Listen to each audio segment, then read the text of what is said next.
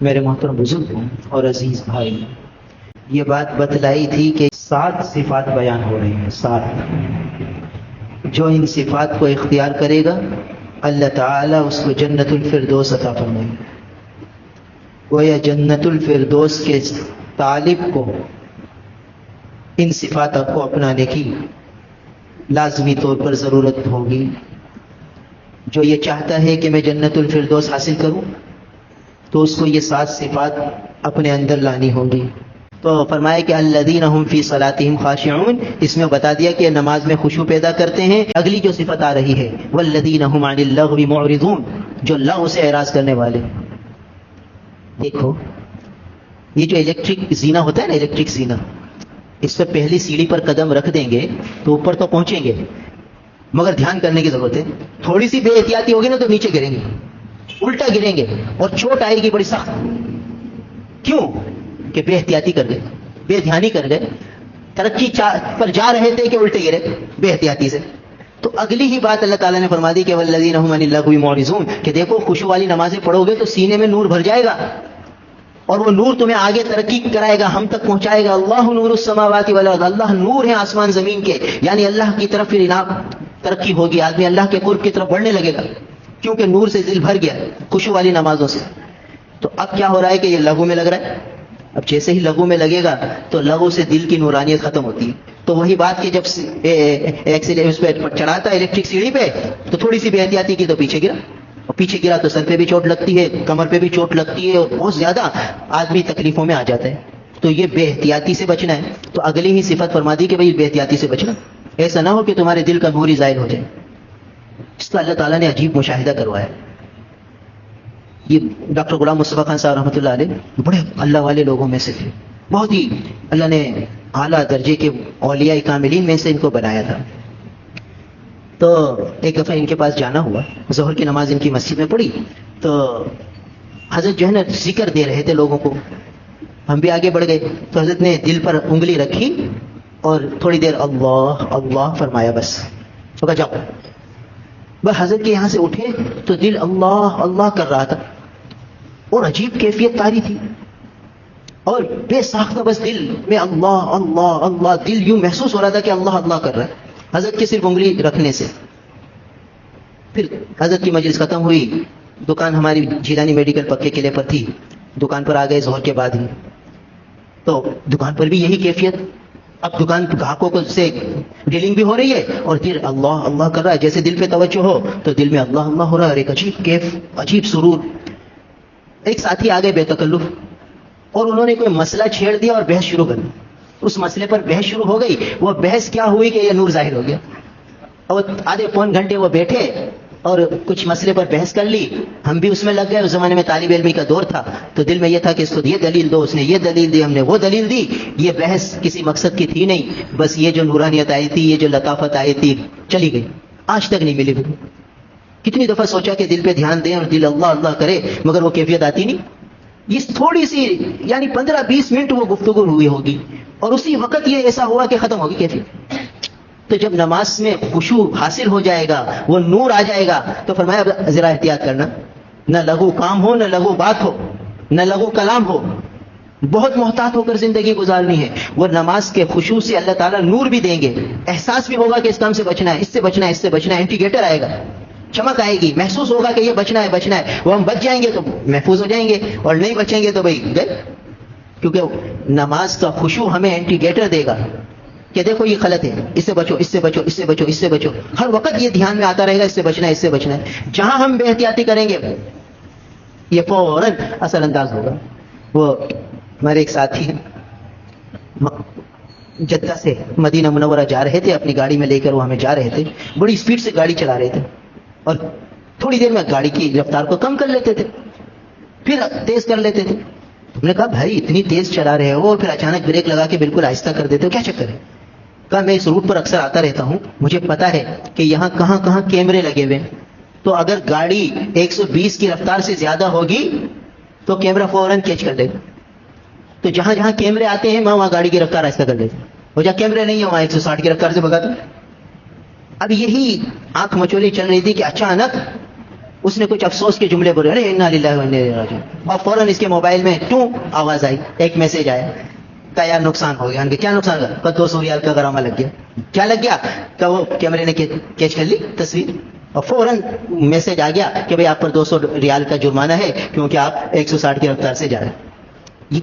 یہ کیا تھا کہ بے احتیاطی کر رہا تھا، فوراً تصویر آ گئی، غرامہ لگ گیا. تو جب نماز کا خشوع ہوگا تو ہمیں فوراً وہ نماز کا خشوع دھیان دلائے گا کہ یہ گناہ ہے، یہ نالائی، یہ اللہ تعالیٰ کی ناراضگی کا کام ہے، اس سے اللہ ناراض ہو جائیں گے، اس سے اللہ ناراض ہو جائیں گے، اس سے بچو، اس سے بچو، اس سے بچو. تو آدمی بچتے بچتے چلے گا، جہاں بے احتیاطی کرے گا فوراً غرامہ آ جائے گا، فوراً تصویر کھینچ لی جائے گی کہ بھئی یہ تم بے احتیاطی کر رہے ہو، اور ساری چیزیں محفوظ ہوں گی. اللہ تعالیٰ فرمائیں گے قیامت کے دن، دکھائیں گے کہ بھی تم نے یہ کیا، یہ کیا، یہ کیا، سارا منظر سامنے ہوگا. پھر کوئی کچھ کہہ نہیں سکے گا کہ اس کے سامنے یہ ساری ریل چل رہی ہوگی. جب ریل نہیں ہوتی نا تب تو آدمی کہہ دیتا ہے میں نے نہیں کیا. جس کا بھی مشاہدہ اللہ تعالیٰ نے کرایا. حرم میں شرطا ایک آدمی کو پکڑ کے لے کے جا رہے تھے، اور وہ چیخ رہا ہے، چلا رہا ہے کہ چھوڑو مجھے، چھوڑو مجھے. قابو میں نہیں آ رہا تھا، میں نے کچھ نہیں کیا، میں نے کچھ نہیں کیا. شور کر رہا ہے اور دھکے دے رہا ہے، 8-10 پولیس والوں نے اس کو پکڑا ہوا ہے، اور یہ کہہ رہا ہے میں نے کچھ نہیں کیا، مجھے کچھ نہیں کیا، مجھ پہ ظلم کیا جا رہا ہے، چھوڑو. ایک پولیس والے نے وہ اپنا موبائل نکالا اور اس کو دکھایا کہ یہ کیا کر رہا تھا، کہ طواف کے دوران آدمی کی جیب کاٹ رہا تھا. اب جب اس نے یہ منظر دیکھا کہ بھائی میں جیب کاٹ رہا ہوں اور یہ تو تصویر آ گئی ہے، اور تصویر پولیس والوں کو آئی، پولیس والوں کو کہا یہ آدمی ہے، اس کو گھیرو، انہوں نے پکڑ لیا. اب جب اس کو یہ اس نے دکھایا نا تو اب سکون آ گیا.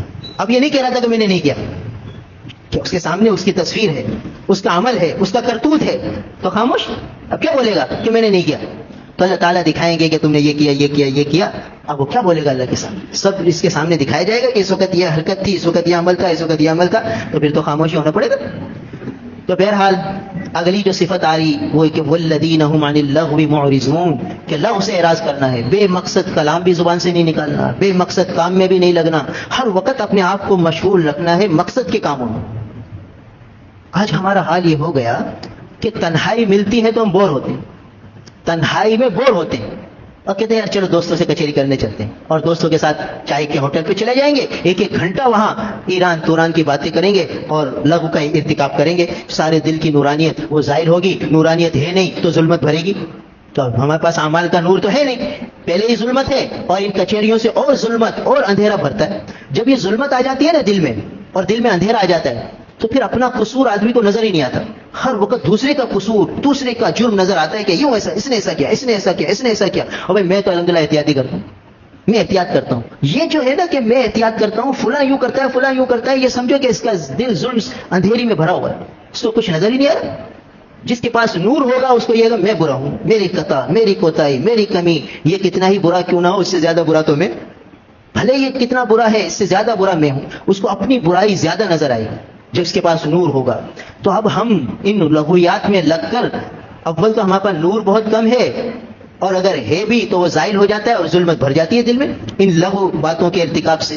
تو ہمارا حال یہ ہے کہ جب ہم فارغ ہو جاتے ہیں تو ہمیں بوریت ہوتی ہے. تو اس کے علاج کیا ہے کہ یہ بوریت نہ ہو، ہمارا دل اللہ کی ذات سے لگے، اللہ کی طرف ہم متوجہ ہوں. تو اس کا طریقہ یہ ہے کہ اللہ والوں کے واقعات پڑھو، حیات الصحابہ، صحابہ کی زندگی، یہ کتاب گھر میں ہو. بس وقت ملے یہ کتاب ہاتھ میں لے کر یہ صحابہ کی زندگی پڑھنے لگ جاؤ. اور کوئی اچھا سا قصہ سامنے آئے، گھر والوں کو بلاؤ، بچوں کو بلاؤ، بچیوں کو بلاؤ، بھائی یہ سنو، یہ سنو، دیکھو دیکھو یہ فلاں صحابی کا قصہ ہے. خود پڑھو، پھر ان کو کہو تم سناؤ یہ قصہ، کہ یہ ہمارے لاشعور میں بیٹھ جائے اور ہر وقت ہمیں اس قصے کا دھیان آتا رہے اور ہم سوچیں کہ ہمیں بھی ایسے کرنا ہے، ہمیں ایسا ہونا چاہیے، اس مقام تک جانا چاہیے، یہ ہمارے بڑے ہیں. اب ہم ان کی راہ پہ چلیں گے تو ان کی جنتوں تک پہنچیں گے، اور اگر ان کی راہ سے کٹ گئے تو پھر محروم ہوں گے. اور اسی طریقے سے حکیم الامت حضرت مولانا اشرف علی صاحب تھانوی رحمہ اللہ کے ملفوظات ہیں، ان کے مواعظ ہیں، وہ آدمی پڑھے فارغ وقتوں میں. اصلاحی خطبات حضرت مفتقی عثمانی صاحب مدد اللہ علی کے ہیں، وہ فارغ وقتوں میں آدمی پڑھے. تو فارغ وقت میں آدمی گھر میں بیٹھ کر مطالعہ کرے بزرگوں کی کتابوں کا. یہ بدل ہے بزرگوں کی صحبت کا، کہ بھئی اللہ والوں کے پاس ہم نہیں جا سکتے، وقت نہیں ہے، تو ان کی کتابیں تو ہیں، وہ ہم پڑھیں اور 2-2 گھنٹے پڑھیں، پھر ہمیں نور ملے گا. پھر یہی لغویات سے بچیں گے تو نور ملے گا، جو نور تھوڑا عبادتوں سے حاصل ہوگا وہ محفوظ رہے گا. تو اس کی عادت ڈالنی ہے کہ ہم گھروں میں بیٹھ کر مطالعہ کریں کتابوں کا، گھر والوں کے، بچوں کے، بچیوں کی عادتیں ڈلوائیں مطالعے کی کہ ان کا دل کتابوں میں لگے. آج ہم نے کتابوں سے بالکل تعلق ہٹا لیا، بالکل تعلق کتابوں سے ہٹا لیا. بس یہ موبائل آ گیا، وہ موبائل پر دیکھ لیا، تھوڑی بہت قصے کہانیاں، کوئی کامیڈی کی خبریں، قصے لطیفے، اور بس اس سے وقت پور کر لیا گیا. چلو بھائی اچھا وقت گزر گیا. بھائی کتابوں کی اپنی تاثیر ہے، کتابوں کا اپنا اثر ہے. یہ بزرگوں کے زمانے سے چلی ہیں، ان میں اللہ نے نور رکھا ہے. ہم نے بتایا تھا مفتی عاشق الہی صاحب رحمۃ اللہ علیہ کی ایک کتاب ہے مسنون دعائیں. مسنون دعائیں بہت سے بزرگوں نے لکھی ہے. مفتی عاشق الہی صاحب رحمۃ اللہ علیہ نے آج سے 50 سال پہلے وہ کتاب لکھی تھی، اور ہم نے حضرت کو دیکھا کہ ساری مسنون دعائیں ان کی زندگی کا جز تھی. ادھر اذان ہوتی تو اذان کی دعا بے ساختہ ان کی زبان سے جاری ہوتی اور ہم سنتے تھے. صبح کا وقت ہوتا، تہجد کا وقت ہوتا، تہجد کے وقت کی دعائیں ان کی زبان سے چلتی، نکلنے لگ جاتی تھی. غروب کا وقت ہوتا تو غروب کی دعائیں ان کی زبان سے نکلنے لگتی، ہمیں پتہ چل جاتا کہ غروب کے وقت کی دعائیں پڑھ رہے ہیں حضرت. جو اتنا عامل ہو مسنون دعاؤں کا، پھر وہ یہ کتاب لکھے تو اس کے عمل کا اثر اس کتاب میں ہوگا. پھر جب ہم وہ کتاب پڑھیں گے تو اس کا اثر ہمارے دل میں آئے گا. تو ہم نے وہ حضرت کی کتاب مدرسے کی بچیوں میں شروع کرائی. 180 کے قریب وہ دعائیں ہیں. ان بچیوں کا ایسا معمول بنا کہ آج وہ 10 سال بعد بھی بچیاں ملنے آتی ہیں تو ہم ان سے پوچھتے ہیں کہ بھئی وہ مسنون دعاؤں کا تمہارا معمول ہے؟ وہ کہتی ہیں اللہ کا شکر ہے معمول ہے.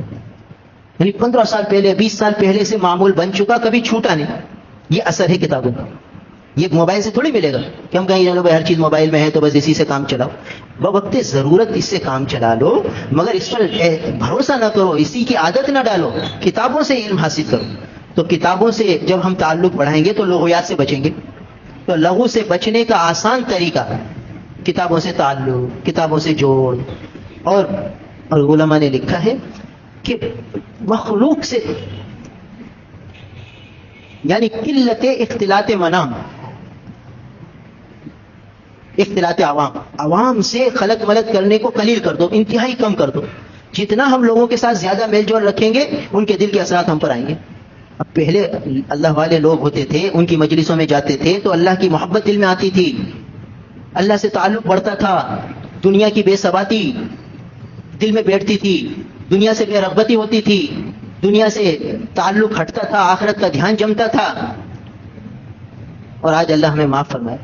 آج اگر کہیں بزرگ کی مجلس میں جائیں گے تو وہاں بڑی بڑی کاریں دیکھیں گے تو کار دیکھ کر کے یار اس کی اتنی شاندار کار ہے، اور وہ جو شاندار کپڑے پہن کر آئیں گے اور ان کے پاس جو موبائل ہوں گے، ان کی جو گھڑیاں ہوں گی، وہ ساری ہمیں اپنی طرف کھینچیں گی. اور گویا کہ وہاں جا کر محبت اللہ کی بڑھنے کے بجائے دنیا کی حرص بڑھ گئی. تو اب مخلوق سے تعلق کم ہو اور تنہائیوں میں بیٹھ کر ان بزرگوں کی کتابوں کو پڑھو، ان بزرگوں کی کتابوں کو پڑھو.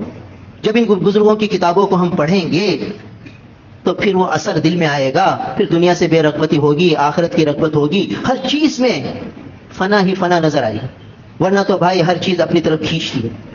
ہم نے حضرت سے عرض کی کہ حضرت آپ دنیا میں بڑے بڑے لوگوں سے آپ ملے، اور ساری دنیا میں یعنی دنیا کے سمندر میں آپ نے غوطے لگائے، مگر اللہ کا شکر ہے دنیا نے آپ کو اپنی طرف نہیں کھینچا. اور ہم یہ تھوڑی دیر کے لیے دارالعلوم آتے ہیں تو یہاں کاریں دیکھتے ہیں، یہاں بڑے بڑے مالداروں کو دیکھتے ہیں تو ہمارے دل تو اس طرف مائل ہوتے ہیں. چاہتا ہے یار اتنا بڑا فیکٹری کا مل آنر حضرت کے پاس آیا ہے، وہی کتنا بڑا ہے، کیسے بنگلے میں رہتا ہے، کیسی اس کی مزے ہیں، کیسی اس کے پاس گاڑی ہے، کیسی پراڈو ہے. تو حضرت ہمارا دل تو یہاں کشش کرتا ہے اور ہم اس طرف مائل ہو جاتے ہیں. اور آپ کو اللہ نے اس سمندر سے کیسے بچایا؟ ہم کیسے بچیں؟ ہم اس فریب کار دنیا کے فریب سے کیسے بچ جائیں کہ ہمیں دھوکہ نہ دے اور ہم اللہ کی طرف مائل رہیں، اللہ کی طرف راغب رہیں. تو حضرت نے چونک کے دیکھا، پھر فرمایا کہ ارے میاں یہ اللہ کا فضل ہوتا ہے، ہمارا کوئی کمال نہیں، اللہ کی عنایت ہے، جسے اللہ بخشے. ذالک فضل اللہ یؤتیہ من یشاء، یہ اللہ کا فضل ہوتا ہے، اللہ کی عنایت ہوتی ہے. اللہ جسے بچانا چاہے وہ بچ سکتے، اور جسے نہ بچانا چاہے بھائی وہ تو آگے پیچھے ہو جاتا ہے. تو آج دنیا ہر طرف سے ہمیں کھینچ رہی ہے، دین کے ماحول میں بھی دنیا اپنی طرف مائل کر رہی ہے، کھینچ رہی ہے. تو اب اس سے بچنے کا طریقہ یہی ہے کہ ہم گھروں میں زیادہ رہ کر بزرگوں کی کتابیں پڑھیں، صحابہ کے قصے پڑھیں، اور بچیوں کو ان قصوں کی طرف لگائیں کہ بھئی یہ پڑھنے کی چیزیں یہ پڑھو، تاکہ ان کے دلوں میں بھی اعمال کا شوق پیدا ہو، چیزوں کی رغبت ختم ہو. ورنہ بھائی حضرت لقمان نے اپنے بیٹے سے فرمایا تھا کہ بیٹا شادی کی مجلسوں میں نہ جانا. حضرت لقمان کس زمانے کے ہیں؟ حضرت داؤد علیہ السلام کے زمانے کے ہیں. داؤد علیہ السلام کے زمانے کا آدمی اپنے بیٹے کو کہہ رہا ہے بیٹا شادی کی مجلسوں میں نہ جانا. اب اندازہ لگا کہ اس زمانے میں بھی شادی کی مجلسوں میں یہی کچھ ہوتا ہوگا. اور کیوں نہیں جانا؟ کہا وہ دنیا کی رنگینی آپ کو اپنی طرف کھینچے گی, دنیا کی چمک دمک تمہیں اپنی طرف مائل کرے گی, تو تم شادی کی مجلسوں میں نہیں جانا تاکہ دنیا کی چمک دمک تم پر اثر انداز نہ ہو. اور ہمیں جنازوں میں کثرت سے جانا, جنازوں میں کثرت سے جانا کہ جنازوں میں جاؤ گے تو اپنی موت یاد آئے گی, اپنی قبر یاد آئے گی, آگے کی منزلوں کا احساس ہوگا کہ اب اس کی تو شروع ہو گئی, نہ معلوم میری کب شروع ہو, تو مجھے تیاری کرنی ہے. تو آخرت تمہیں یاد آئے گی جنازوں میں شرکت کر. حضرت لقمان اپنے بیٹے سے فرما رہے ہیں داؤد علیہ السلام کے زمانے کے آدمی ہیں, تو آپ بتاؤ کہ اس زمانے میں شادی کی مجلسیں اتنی آدمی کو اپنی طرف کھینچ رہی تھی. آج کی شادی کی مجلسیں اب دیکھ لو, ہم بچوں کو بھی لے جاتے ہیں, بچیوں کو بھی لے جاتے ہیں, خود بھی چلے جاتے ہیں, اور ہمیں احساس بھی نہیں ہوتا کہ اس میں جانے کے بعد ہمارے دل کی نورانیت ختم ہوگی کہ نہیں ہوگی, ہمیں نقصان ہوگا کہ نہیں ہوگا, یہ احساس ہی نہیں. تو جب تک ہمارے اندر فکر پیدا نہیں ہوگی, احساس پیدا نہیں ہوگا, تو بھائی یہ دنیا کی لذتیں, دنیا کی رونقیں ہمیں متاثر کر کے اپنی طرف مائل کر لیں گی. اور یہ جو لغویات میں ہم مبتلا ہوں گے تو پھر یہ ظلمت دل میں آ جائے گی. جب دل میں ظلمت اور اندھیرا آ جائے گا تو بھائی پھر اپنے آپ کو آدمی سب کچھ سمجھے گا, دوسرے کو اہمیت ہی نہیں دے گا اور دوسرے کی خامیوں کو دیکھتا رہے گا. تو بھائی لغویات سے بچنا بہت ضروری ہے. اور یہ لغو عمل اور لغو باتیں یہ آگے معصیت کا پیش خیمہ ہے. یعنی یوں سمجھیے کہ جس نے لغو کام شروع کر دیا, لغو بات شروع کر دی, بے مقصد بے فائدہ باتیں شروع کر دی, بے مقصد بے فائدہ کام میں لگ گیا, گویا وہ الیکٹرک سیڑھی کی پہلی سیڑھی پر آ گیا, اب معصیت کی طرف جائے گا. اگر یہ اوپر چلے گا تو گناہ کا ارتکاب کرے گا, اللہ تعالیٰ کی نافرمانی کرے گا اور اللہ سے دور ہوتا چلا جائے گا. گویا یہ بھی ایک سیڑھی ہے, یہ پہلی سیڑھی ہے معصیت کی طرف جانے کی. تو اسی لیے شریعت نے پہلے رکاوٹ ڈال دی کہ لغو سے بچنا, بے مقصد بے فائدہ کام اور کلام میں نہ لگنا. یہ دیکھنا کہ اب میں جو کام کر رہا ہوں یہ اس کا مقصد کیا ہے, یہ میں کیوں کر رہا ہوں, اس کا دنیا کا فائدہ ہے تو کروں گا, نہیں ہے تو چھوڑ دوں گا. آخرت کا فائدہ ہے تو کروں گا, آخرت کا فائدہ نہیں ہے تو چھوڑ دوں گا. ہر کام میں, ہر عمل میں آدمی کو یہ سوچنا ہے. جب ہر وقت یہ سوچتا رہے گا تو بھائی اس کا ٹریک صحیح ہو جائے گا, یہ صحیح رخ پہ آنے لگے گا اور آہستہ آہستہ منزل مقصود کی طرف گامزن ہوگا.